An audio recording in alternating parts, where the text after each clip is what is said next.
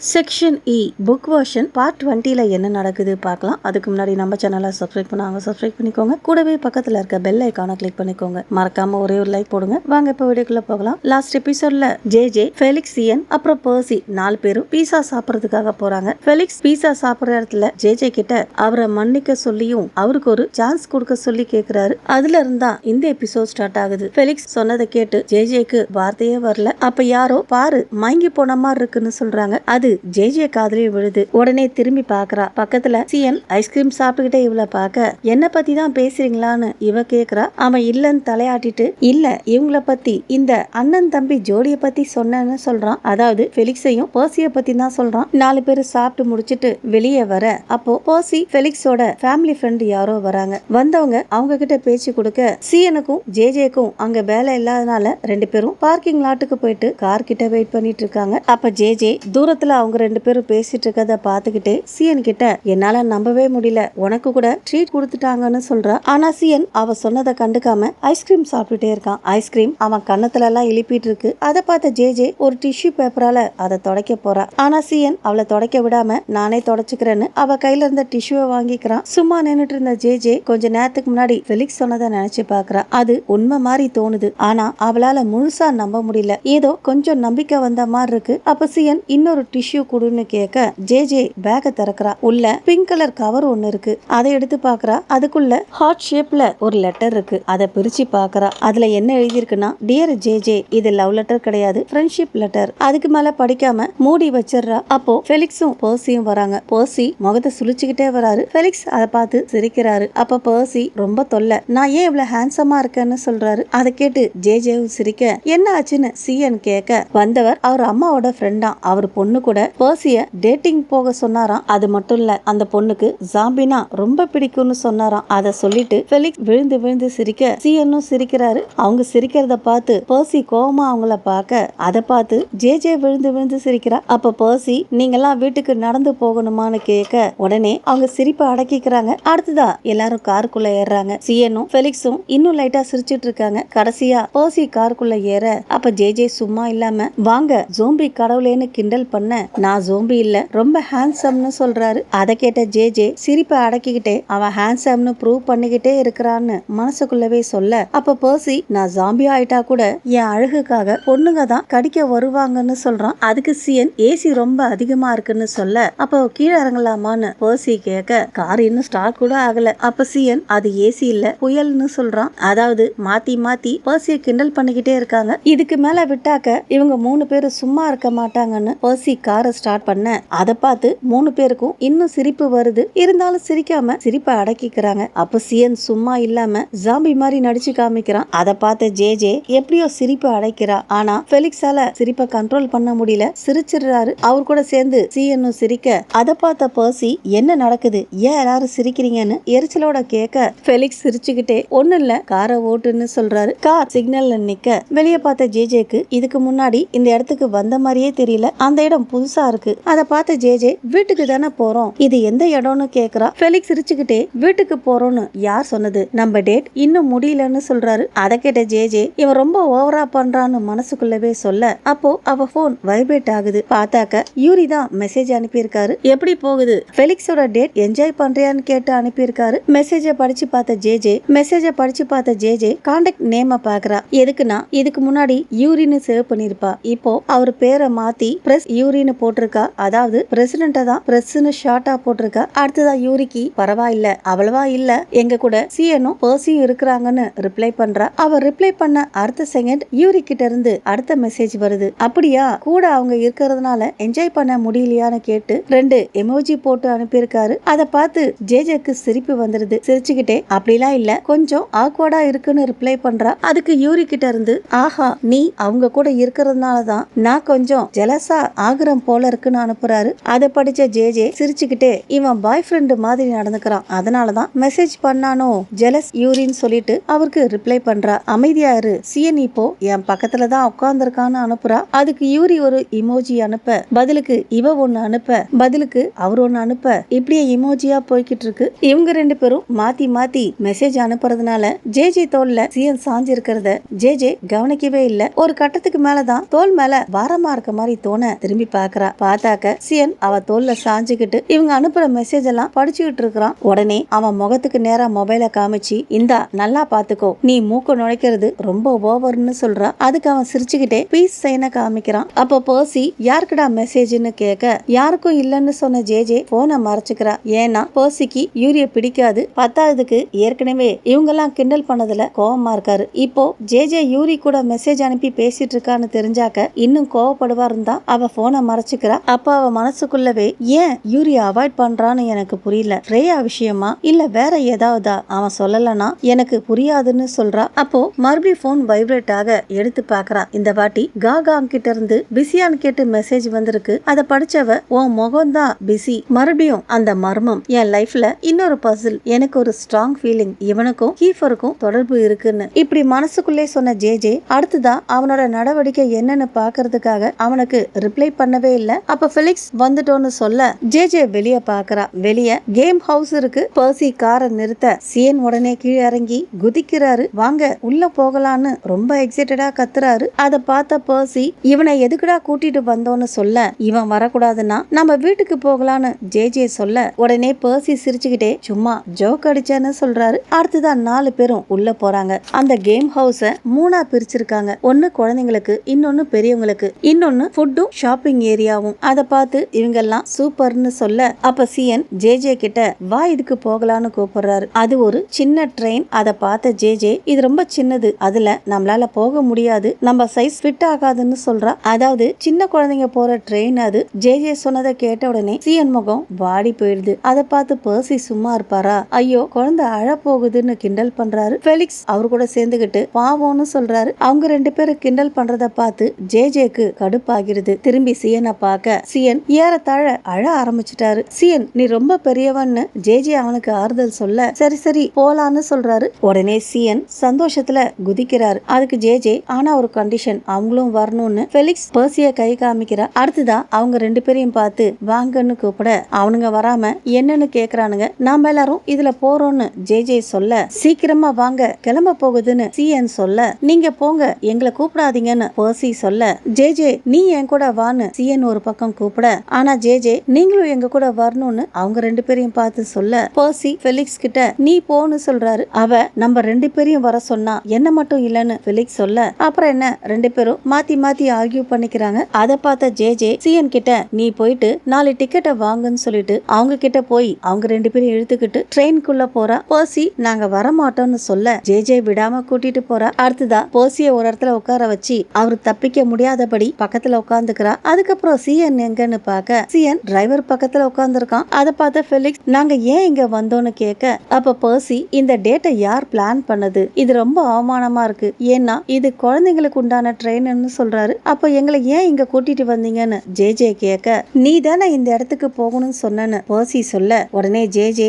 நானா சொன்னேன்னு கேக்குறா. அதை கேட்டு பர்சி விழுந்து விழுந்து சிரிக்க அப்போ ட்ரெயின் கிளம்புதுன்னு பெல் அடிக்கிறாங்க. பார்த்தாக்க சியன் தான் அந்த பெல் அடிக்கிறான். இவங்க 4 பேரு குழந்தைங்க ட்ரெயின்ல போறத பார்த்து அங்க இருக்கவங்க எல்லாம் சிரிக்கிறாங்க. அதை பார்த்து ரொம்ப அவமானமா இருக்கு. ஜே இதெல்லாம் ஒன்னாலதான் சொல்லிட்டு பர்சி முகத்தை மூடிக்கிறாரு. இதை விட மோசமான இன்னொரு விஷயம், ட்ரெயின் ரொம்ப ரொம்ப ஸ்லோவா போகுது. நடந்து போனா கூட இதை விட வேகமா போகலாம். ஏறியாச்சு, வேற வழி இல்ல, பொறுமையா தான் இருந்தாகணும். ஆனா சியன் மட்டும் லைஃப்லயே இதுதான் பெஸ்ட் மொமெண்ட்ன்ற மாதிரி என்ஜாய் பண்றாரு. அப்ப ஜேஜே மனசுக்குள்ள, இதுக்கு முன்னாடி என் கிளாஸ் பசங்க கூட ஆர்கேட் போனப்போ ஹை ஸ்கூல் ஸ்டூடெண்ட்ஸ் எல்லாம் எங்களை பார்த்து சிரிச்சாங்க, ஆனா அதை விட இது ரொம்ப கேவலம்னு சொல்றா. கொஞ்ச நேரம் கழிச்சு ட்ரெயின் நிக்க 3 பேரும் உடனே இறங்கிடுறாங்க. ஆனா சியன் மட்டும் இறங்கவே இல்ல. இன்னொரு ரவுண்டு போகணும்னு கத்துறாரு. ஜேஜே வேண்டான்னு சொல்ல, ப்ளீஸ் இன்னொரு தடவைன்னு முகத்தை பாவமா வச்சுக்கிட்டு சொல்றாரு. போதும்டா, இன்னும் இருந்தா எங்க டிக்னிட்டியே போயிடும்னு ஃபெலிக்ஸ் சொல்ல சியன் முகத்தை தொங்க போட்டுக்கிட்டே வராரு. அடுத்ததா எல்லாரும் ஆர்காட் பக்கம் போறாங்க. உள்ள போன உடனே பர்சி கார்டு வாங்கி கிரெடிட்ஸ் போட்டு ஆளுக்கு ஒரு கார்டு கொடுக்கறாரு. கார்டை வாங்கின உடனே சாஃப்டாய் வாங்க ஆசைப்பட்ட சியன் டிக்கெட் கேம்ஸ் பக்கம் ஓடிடுறாரு. அடுத்ததா ஜேஜே அங்க விளையாடுறதுக்கு நிறைய கேம்ஸ் இருந்தாலும் பேஸ்கெட் பால் மெஷின் கிட்ட போறா. அங்க ஏகப்பட்ட ஆம்பளை பசங்க இருக்காங்க. ஆனா இவ அதை பத்தி எல்லாம் கவலைப்படாம கார்டை ஸ்வைப் பண்ணி விளையாட ஆரம்பிக்கிறா. தொடர்ந்து அதே விளையாடிட்டு இருக்கா. கொஞ்ச நேரம் கழிச்சுதான் ஏதோ ஒண்ணு வித்தியாசமா இருக்குன்னு தோணுது. லைட்டா திரும்பி பாக்குறா. சில ஆம்பளை பசங்க அவளை பார்த்து சிரிச்சிட்டு இருக்காங்க. உடனே நல்லா திரும்பி பாக்குறா. அவனுங்க இவ பண்றத இமிடேட் பண்ணி சிரிச்சிட்டு இருக்கானுங்க. அதை பார்த்தவளுக்கு கடுப்பா இருக்கு. பிரச்சனை வேண்டான்னு மறுபடியும் ஜேஜேயும் கேமை கண்டினியூ பண்றா. ஆனா அவனுங்க சும்மா இருக்க மாட்டேங்கிறானுங்க. கடைசி பால தூக்கி போட போறா. என்ன நினைச்சான்னு தெரியல. திரும்பி அந்த பசங்க மேலேயே பால வீசிட்டு ஐயோ மன்னிச்சுக்கோங்க தெரியாம நடந்துருச்சுன்னு ஆக்ட் பண்றா. கவனமா இருன்னு அவனுங்க கடுப்போட சொல்லிட்டு பால தூக்கி போட அதை கேட்ச் பிடிச்சவ தேங்க்ஸ் சொல்ல அந்த பசங்க அதோட விடாம எங்களை பிடிச்சிருக்கு போல இருக்குன்னு ஒருத்தன் சொல்ல இன்னொருத்தன் வாந்தி வர மாதிரி இருக்குன்னு சொல்ல அதை கேட்ட ஜேஜே என்ன சொல்றன்னு கேட்க அப்ப இன்னொருத்தன் வெக்கப்படாத எங்கள யாரையாவது பிடிச்சிருந்தா சொல்லுன்னு சொல்றான். அதை கேட்ட ஜேஜே சிரிச்சுக்கிட்டே சூப்பர் சரியா கெஸ் பண்ணிட்டீங்கன்னு சொல்றா. அதை கேட்ட அவனுங்க ஹாய் ஃபை தட்டிக்கிட்டே யாருன்னு கேக்குறானுங்க. ஜேஜே சிரிச்சுக்கிட்டே எல்லாரையும் பிடிக்கும்னு சொல்லிட்டு முகத்தை கோவமா மாத்திக்கிட்டு எல்லார் முகத்தையும் நொறுக்கணும்னு சொல்லிட்டு கையில இருந்த பால ஒருத்த முகத்துக்கு நேரா வீசுறா. அடுத்துதான் அங்க சின்ன குழப்பம். ஜேஜே ஒருத்தனை நோக்கி பால வீசினா இல்லையா அவன் தரையில விழுந்து கிடக்குறான். அதை பார்த்து இன்னொருத்தன் கத்த மூணாவது ஆள் உனக்கு என்ன பிரச்சனைன்னு கேட்டுக்கிட்டே ஜேஜே கிட்ட வரான். அப்போ குறுக்க வந்த ஃபெலிக்ஸ் அவ செஞ்சதுக்காக கோவப்படுறீங்களே நீங்க அவளை எப்படி கிண்டல் பண்ணீங்கன்னு கேக்குறாரு. சோ ஃபெலிக்ஸும் இவங்க பண்ண எல்லாத்தையும் பார்த்து கேட்டு இருக்கிறாரு. ஃபெலிக்ஸ் கேட்டதுலயே அவனுங்க எதிர்த்து பேச முடியாம தயங்கி நிக்க அப்போ பர்சியும் வந்துடுறாரு. இங்க ஏதாவது பிரச்சனையான்னு அவரு கேட்க அவங்க ஒண்ணு இல்லன்னு தலையாட்டிட்டு கீழே கிடந்த ஃப்ரெண்டையும் தூக்கிக்கிட்டு போயிடுறாங்க. அங்க இருந்தவங்க எல்லாம் நடந்ததை பார்த்து சிரிக்கிறாங்க. அப்ப ஃபெலிக்ஸும் பர்சியும் ஜேஜேவை பார்த்து சரிதானேன்னு கேட்க இவளும் தலையாட்ட ஃபெலிக்ஸ் இவளை பார்த்து அன்பா சிரிக்க ஜேஜேவும் அவனை பார்த்து சிரிக்கிறா. அடுத்ததா தேங்க்ஸும் சொல்றா. சிரிச்சதுல ஜேஜே மனசு கொஞ்சம் லைட்டா ஆகுது. அடுத்ததா எல்லாரும் நிறைய கேம்ஸ் விளையாடுறாங்க. ஈவினிங் ஆக வீட்டுக்கு போகலான்னு முடிவு பண்றாங்க. ரொம்ப நேரம் வெளியே இருக்க முடியாது. ஏன்னா இன்னைக்கு ஹாஃப் டே ஸ்கூல்னு வீட்டுல இருக்க எல்லாருக்கும் தெரியும். 4 பேர்ல சிஎன் மட்டும்தான் ரொம்ப சந்தோஷத்துல இருக்காரு. ஏன்னா அவருக்கு பெரிய பொம்மை கிடைச்சிருக்கு. அதை கட்டிப்பிடிச்சு எவ்வளவு கியூட் இதுக்கு என்ன பேர் வைக்கலான்னு யோசிச்ச சிஎன் ஜேஜேன்னு சொல்றாரு. அதை கேட்ட ஜேஜே முட்டாள் என் பேரை நாய்க்கு வைக்கிறியான்னு கேக்குறா. உடனே சிஎன் ஐயோ ஜேஜே என்ன திட்டுறான்னு அந்த பொம்மை கிட்ட புலம்புறாரு. அதை பார்த்த ஃபெலிக்ஸும் பர்சியும் சிரிக்கிறாங்க. அதை பார்த்த ஜேஜே அவங்க சீட்லயே ஒரு தட்டு தட்ட 2 பேரும் திரும்பி பார்த்துட்டு மறுபடியும் சிரிக்கிறாங்க. அப்ப ஃபெலிக்ஸ் முதல்ல சிஎன் அவன் வீட்டுல விட்டுறலாம் அவன் வீடுதான் பக்கத்துலன்னு சொல்றாரு. அதுக்கு பர்சி அவன் நடந்து போகட்டும்னு சொல்ல நான் கிங் காங் கிட்ட சொல்லட்டுமான்னு ஜேஜே கேட்க அதை கேட்ட பர்சி கண்ணாடி வழியா ஜேஜேவை பாக்குறாரு. அந்த பார்வையிலேயே என்ன பத்தி பின்னாடி பேசுறீங்களான்னு கேக்குற மாதிரி இருக்கு. அதை பார்த்த ஜேஜேக்கு ஒரு விஷயம் ஞாபகத்துக்கு வருது. இதுக்கு முன்னாடி பர்சி கீஃபர் கூட வீடியோ கால் பண்ணி பேசியிருக்காரு. என்ன பேசுனீங்கன்னு ஜேஜே கேக்குறப்போ அந்த டாபிக்க அவாய்ட் பண்ணிட்டு இருப்பாரு. அது இப்போ ஞாபகத்துக்கு வர உடனே அவங்க கிட்ட எவ்வளவு நாள் மறைக்க நினைச்சீங்க நீங்களும் அவனோட பேசுறீங்களான்னு ஃபெலிக்ஸ பார்த்து கேக்குறா. ஃபெலிக்ஸ் அவளை பார்க்காம தவிர்க்கிறாரு. ஜேஜேக்கும் இது புரியுது. ஜேஜேவுக்கும் புரியுது அவளுக்கு கோவம் வரல. ஆனா உள்ளுக்குள்ள வருத்தமா இருக்கு. அவனை மிஸ் பண்ற மாதிரி தோணுது. அப்ப பர்சி அவனுக்கு பொறுமை இல்ல ரொம்ப ஃபீலிங் இருக்குன்னு சொல்றான். அதை கேட்ட ஜேஜேக்கு யூரி கூட இருந்தது ஞாபகத்துக்கு வருது. அதாவது இவங்க 2 பேரும் சாப்பிட போனப்போ ரெஸ்டாரண்ட்டுக்கு வெளியே கீஃபர் நின்ன மாதிரி இருந்துச்சு இல்லையா அதை பத்தி தான் சொல்றா. நான் பார்த்தது உண்மையா அது அவனா எதுவும் புரியல எல்லாம் குழப்பமா இருக்கு அப்படி சொன்னவ ஃபெலிக்ஸ கூப்பிட்டு ஒரு விஷயம் புரியலன்னு சொல்றா. என்னன்னு அவன் கேட்க நீ சொன்னல கீஃபர் தான் பிளான நிறுத்தினா ஆனா கடைசியில நடந்த மாதிரி தான் இருக்குன்னு. அதை கேட்ட சிஎன் எங்களுக்கு ரீசன் தெரியாது. அந்த விஷயம் நடக்கிறதுக்கு முன்னாடி அவன் ரெஸ்ட்லெஸ்ஸா இருந்தான்னு சொல்றான். அவன் எப்பவும் கீகன் கூட சண்டை போடுவான்னு ஃபெலிக்ஸ் சொல்ல கீகனான்னு இவ கேட்க ஒரு தடவை நான் போனப்போ அவங்க ஆல்மோஸ்ட் அடிச்சுக்க போயிட்டாங்க. ஏன்னு இவ கேட்க ஏதோ பெரிய விஷயம் நடந்திருக்கு நமக்கு தெரியல எதுக்கும் கிளியரான எக்ஸ்பிளனேஷன் இல்லன்னு சொல்றாரு. அப்ப பர்சி சிஎனை பார்த்து வந்துட்டோம் இறங்குன்னு சொல்ல அவனும் எல்லாருக்கும் பாய் சொல்லிட்டு இறங்கி வீட்டுக்கு போயிடுறான். அங்கிருந்து கார் கிளம்புனதுக்கு அப்புறம் பர்சி ஃபெலிக்ஸ பார்த்து நான் செலவு பண்ண பணத்தை திருப்பி கூடுன்னு கேக்குறாரு. அதுக்கு அவன் ஏண்டான்னு கேட்க 2 பேருக்குள்ள வாக்குவாதம் வருது. ஆனா ஜேஜேவுடைய கவனம் அவங்க ஆர்கியூமெண்ட்ல இல்ல வேற எங்கேயோ இருக்கு. மனசுக்குள்ளவே நான் எப்பவும் சாப்பாட பத்தி மட்டும்தான் நினைப்பேன். ஆனா இப்போ வேற மாதிரி எல்லாம் குழப்பமா இருக்கு. அடுத்ததான் ஜேஜேவுடைய வீடு வர இன்னும் அவங்களுக்குள்ள ஆர்கியூமெண்ட் தீரவே இல்ல. ஜேஜேவும் கார்ல இருந்து இறங்கிட்டு அவங்களுக்கு தேங்க்ஸ் சொல்லிட்டு கிளம்புறா. அப்ப ஃபெலிக்ஸ் ஜேஜேயை கூப்பிட்டு தேங்க்ஸ் நீ கொடுத்த சான்ஸ வீணாக்க மாட்டேன்னு சொல்றாரு. ஜேஜேவும் அவனை பார்த்து சிரிச்சிட்டு சரின்ற மாதிரி தலையாட்டிட்டு உள்ள போறா. இப்போ ஜேஜேவுடைய மனசு கொஞ்சம் லைட்டா இருக்கு. ஒருத்தரை மன்னிக்கிறதுனா இதுதானோ ஆனா மத்தவங்கள அவங்களையும் மன்னிக்கணுமோ எப்படி பயங்கரமானவங்கன்னு மனசுக்குள்ளவே சொல்றா. அப்ப வீட்டுக்குள்ள போன ஜே அங்க நிக்கிற அண்ணனை பார்த்து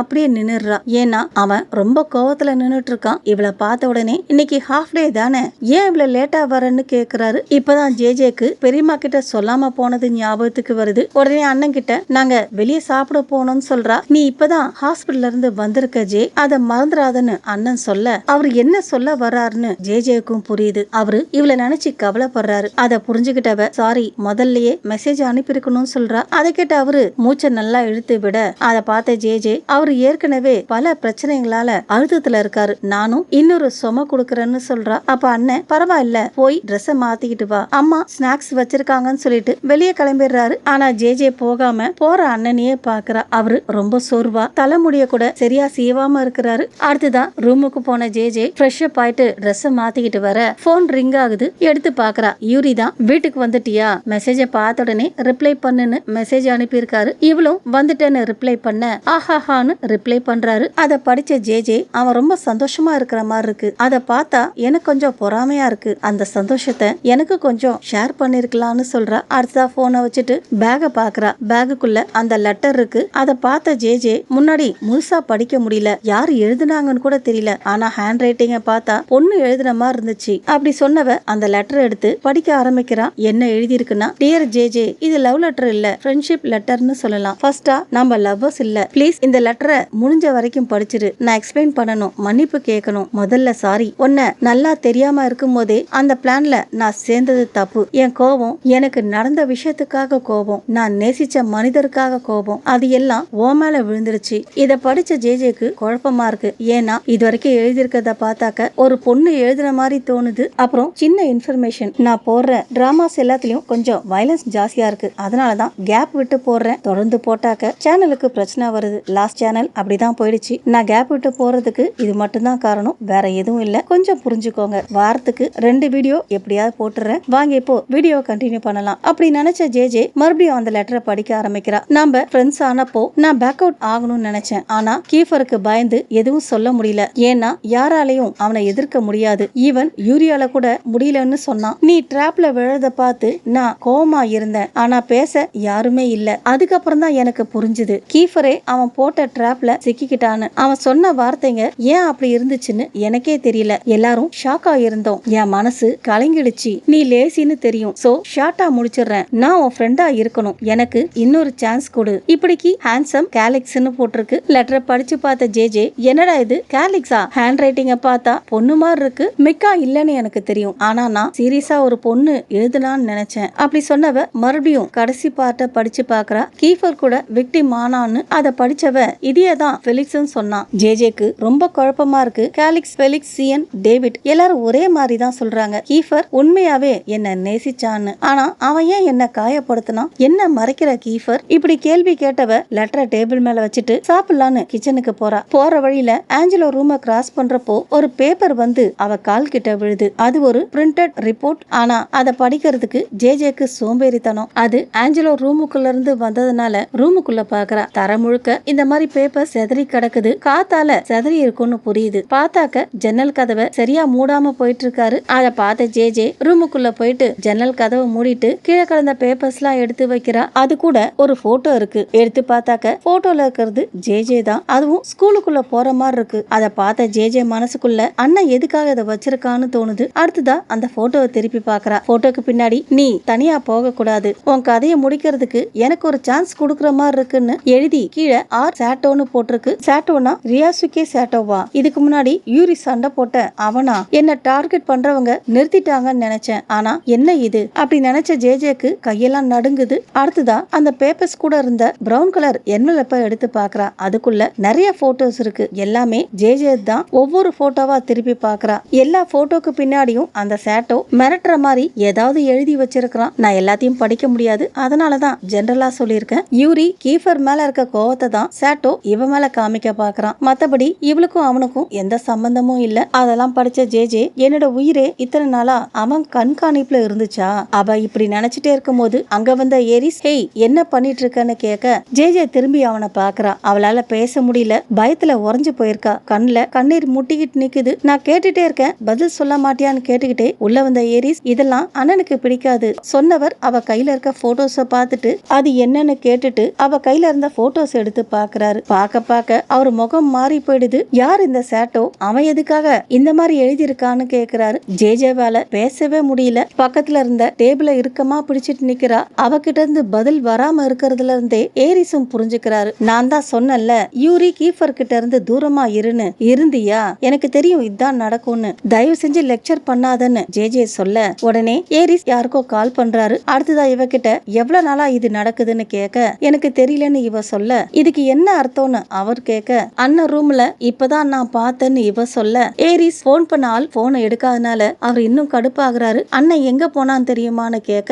அவர் வெளியே போனதை பார்த்தேன், ஆனா எங்க போனார்னு தெரியலன்னு இவ சொல்ல கீஃபருக்கும் மத்தவங்களுக்கும் இத பத்தி தெரியுமான்னு கேட்க தெரியும்னு சொல்றா. அப்ப ஏன் கேஷுவலா இருக்காங்க, அவனுங்க நாட்டை விட்டு போயிட்டானுங்களான்னு கேட்க நாங்க ஜேசனை வீழ்த்தினதுக்கு அப்புறம் நிறுத்திட்டாங்கன்னு நினைச்சோன்னு சொல்றா. அதை கேட்டு அதிர்ச்சியான ஏரிஸ் நீ ஜோசனை ஃபேஸ் பண்ணியான்னு கேட்க முதல்ல பேசினேன், ஆனா தகராறு ஆயிடுச்சு. என்ன ஜே பிரச்சனைய தேடி போறியா, கீஃபர் விஷயத்துல நீ ஏன் இன்வால்வ் ஆனன்னு கேக்குறாரு. அதுக்கு ஜேஜேவால பதில் சொல்ல முடியல. இங்கேயும் அங்கேயும் நடந்துகிட்டு இருக்கா. உள்ளுக்குள்ள பதட்டம் பயம்லாம் இருக்குது. அப்ப ஏரிஸ் யூரிக்கு கால் பண்ணு, அவங்க கூட பேசணும்னு சொல்றாரு. அதை கேட்ட ஜேஜே அதிர்ச்சியா நிமிந்து அவரை பார்க்க சொன்னதை பண்ணுன்னு சொல்றாரு. உடனே ஜேஜே அவர் ரூமுக்கு போய் போன் எடுத்து யூரிக்கு கால் பண்றா. கையெல்லாம் நடுங்குது. காம் பண்ண ட்ரை பண்றா. ஆனா எப்படி நான் இறந்து போகலான்னு கூட தெரியாம இருக்கிறேன்னு ஒரு கேள்வி எழும்புது. இன்னொரு பக்கம் யூரி போனை பிக் பண்ணவே இல்ல. ரிங் போய்கிட்டே இருக்கு. அதை பார்த்த ஜேஜேக்கு ஒவ்வொரு செகண்டும் இறப்பு என்ன நெருங்கி வர மாதிரி இருக்குன்னு சொல்றா. அப்ப யூரி ஒரு வழியா கால் அட்டன் பண்ணிட்டு ஹலோ ஜேன்னு சொல்ல யூரி நீங்க வர முடியுமான்னு ஜேஜே திக்கி திணறி சொல்ல அவ குரலை வச்சே ஏதோ பிரச்சனைன்னு புரிஞ்சுக்கிட்ட யூரி நல்லா இருக்கியா, உடனே வரேன், என்னாச்சுன்னு கேக்குறாரு. சம்திங் நடந்துச்சுன்னு இவ சொல்ல நான் இப்பவே வரேன்னு சொல்லிட்டு காலை கட் பண்ணிடுறாரு. கால் கட் ஆனதுக்கு அப்புறமும் ஜேஜே கையெல்லாம் நடுங்குது. உட்கார கூட முடியல, பயமா இருக்கு. அப்போ கால் பண்ணியான்னு கேட்டுக்கிட்டே ஏரிஸ் வர திடீர்னு அவர் குரல் கேட்டதுல ஜேஜே பயந்து கத்திடுறா. ஏன் இப்படி சடனா வந்தேன்னு அவர்கிட்ட கேட்க அப்போ இது ஏன் தப்பான்னு அவரு கேட்க பயமுறுத்தாதன்னு சொல்றா. நீ என்ன முறைச்சி பார்க்காதன்னு அவரு சொல்ல நான் யோசிச்சுட்டு இருந்தேன்னு இவ சொல்ல கால் பண்ணியான்னு கேக்குறாரு. இவ பண்ணன்னு சொல்ல அப்போ பெரியமா அங்க வராங்க. நீங்க ரெண்டு பேரும் ஏன் சண்டை போடுறீங்கன்னு கேட்க ரெண்டு பேரும் கோரஸா ஒண்ணும் இல்லன்னு சொல்லி சமாளிக்கிறாங்க. அப்ப பெரியம்மா ஒரு நாள் உங்க ரெண்டு பேர்ல ஒருத்தரை இறந்த நிலையில தான் கண்டுபிடிக்க போறோம்னு சொல்றாங்க. அவங்க ஏன் இப்படி சொன்னாங்கன்னு தெரியல. அதை கேட்ட ரெண்டு பேருக்கும் தூக்கி வாரி போடுது. ஜேஜேவை கேட்கவே வேண்டாம். ஏற்கனவே பயந்து இருந்தவ இன்னும் பயப்படுறா. அப்ப ஏரிஸ் அம்மா ஏன் இப்படி பேசுறீங்க, நான் அப்படி பண்ணுவேனா, ஜேஜே தான் கோவமா இருந்தான்னு ஜேஜேவை டீஸ் பண்றாரு. அதுக்கு பெரியம்மா நான் சும்மா சொன்னேன்னு சொல்லிட்டு போயிடுறாங்க. அவங்க போனதுக்கு அப்புறம் ஏரிஸ் ஜேஜேவை பார்த்து ரூம்ல இருந்து வெளியே வராதன்னு சொல்றாரு. ஏன் யூரி வரானேன்னு இவ சொல்ல நாங்க பேசிக்கிறோம், நீ வராதன்னு சொல்லிட்டு போயிடுறாரு. அப்ப ஜேஜே மனசுக்குள்ளவே என்னடா இது, அப்படி அவங்க என்ன பேச போறாங்க, என்கிட்ட இருந்து ஏன் மறைக்கிறாங்க, இதெல்லாம் இன்னும் மோசமா ஃபீல் பண்ண வைக்குது. யூரி வந்த பிறகு என்ன நடக்க போகுதோன்னு தனக்கு தானே பேசிட்டு இருக்க. இதோட தான் இந்த பார்ட் முடியுது. ஓகே ஃப்ரெண்ட்ஸ், இந்த வீடியோ உங்களுக்கு பிடிச்சிருந்தா நம்ம சேனலை லைக் பண்ணுங்க, ஷேர் பண்ணுங்க. தேங்க்ஸ் ஃபார் வாட்சிங்.